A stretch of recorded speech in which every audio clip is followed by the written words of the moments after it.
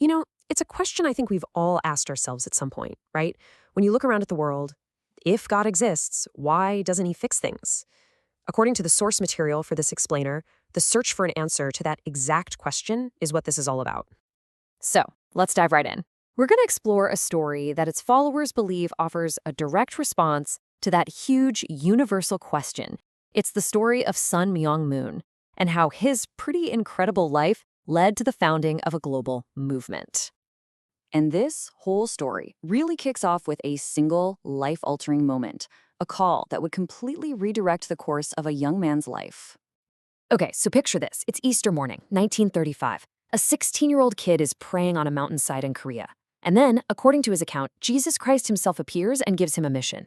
This one event is presented as the starting point for everything that came after. And wow, did things move fast after that. This timeline is just jam-packed. You go from that initial vision to starting a ministry, getting arrested, surviving a labor camp, and then founding a church, all in less than 20 years. Talk about a life of extreme highs and lows. Now, you might think after a vision like that, he'd start preaching the very next day. But nope. What followed was a 9-year period of just intense preparation. He basically locked himself away with the Bible, trying to figure out the deep patterns, the core principles behind, the entire universe and the purpose of religion itself. But that quiet time of study didn't last.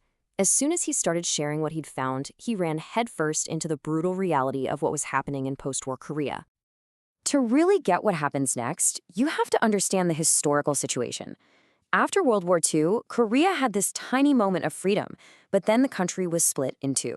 In the north, an atheist communist government took over, and suddenly this young Christian preacher with a growing following, he became a target. He was sent to a place called the Hungnam labor camp, and let's be clear, this was basically a death camp.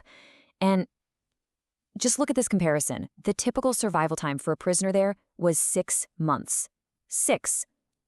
He lasted for almost 3 years. The big question is, how? Well, this quote gives us a pretty incredible window into his mindset. He says that in his prayers, he never once asked for help. Instead, he spent his time trying to comfort God, telling him not to worry, that he would make it through. It's a complete reversal of how you'd expect someone to pray in that situation.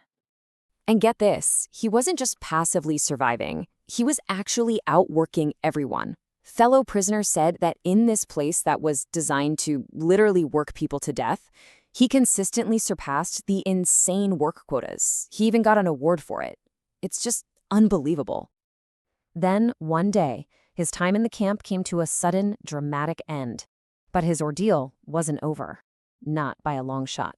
In fact, in some ways, the hardest part was just beginning. Talk about cutting it close. October 14th, 1950, he was scheduled for execution the very next day, but UN forces bombed the area. The guards panicked and fled, and the prison gates were just left open. So what does he do? Flee to safety? Nope. First, he walks 100 miles back toward the fighting to find his followers. Then, he finds one of them with a broken leg, so he puts the guy on his bicycle and pushes him for 600 miles south to the city of Busan. It's just an absolutely incredible journey. And it was there, in the refugee city of Busan, that the seeds for a worldwide movement really started to grow. That whole story of survival became the foundation for something much, much bigger. So remember those 9 years he spent studying? Well, in Busan, those ideas, now tested by unbelievable suffering, were finally organized. They're called the divine principle, and they're presented as a kind of key to unlocking the Bible, to see God's consistent strategy all throughout human history. And then, in 1954, it became official. What started as this tiny group in a war-torn city was formally established as a church. This was the moment it went from a personal mission to a global one. And it certainly went global. From those humble beginnings, the movement just exploded. I mean, look at these numbers. It grew to have a presence in over 40 countries, with centers in more than 120 cities in the US alone. Which brings us full circle, right back to that first question we asked. How does this story of one man's life connect to the problems and the confusion that we all face today? Well, the argument is that we're living through a major crisis of faith.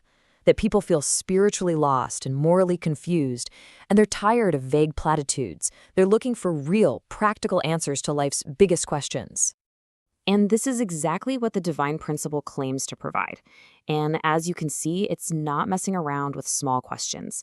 It aims to give clear answers on good and evil, the meaning of history, how to know God, and what our purpose is right now. And so, this is where we end. The source presents this incredible story, a life of intense suffering that led to a profound revelation and a message of hope. And the question it leaves us with is this: can one person's journey really hold the answers for an entire age of despair?